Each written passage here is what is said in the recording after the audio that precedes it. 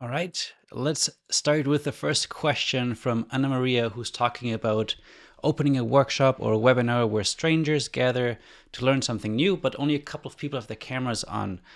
How might we encourage them or the rest of them to turn their cameras on as well, while being respectful of the individual needs of our participants? This is a question that I get a lot and I love to talk about. So let me see if I can put up a timer and get this done in 2 minutes.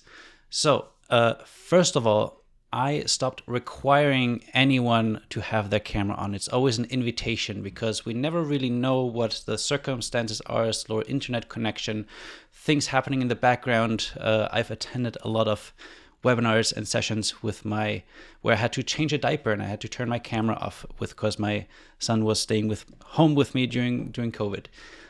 So not requiring them to have their cameras on because it doesn't mean that they're more engaged. I've had the most engaged participants have their cameras off and really share lots in the chat.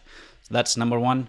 Number two, if you expect your participants to have cameras on because of a reason, share that reason. In my case, it's often when I send people to breakout rooms, making sure that they're not talking to a black square, but they can connect with each other.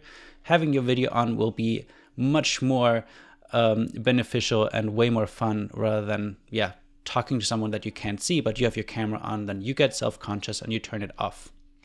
That's number two. Number three, if you can set the expectations, again, from even the invitation, is this going to be an interactive experience where you require people to have the cameras on? Let them know ahead of time so they're not showing up in their pajamas and with like having a bad hair day, all of those things where they now then feel shy to turn the camera on because they don't look presentable.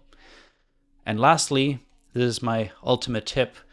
Whenever I do a session and I see cameras are not on yet, in the first few minutes, welcoming everyone by name as they're coming in and just say, hey, give me a wave if you can hear me.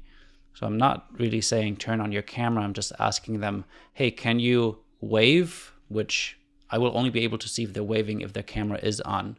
So usually that increases the amount of people that turn their cameras on. Let me know how that resonates and I'll get to the next question.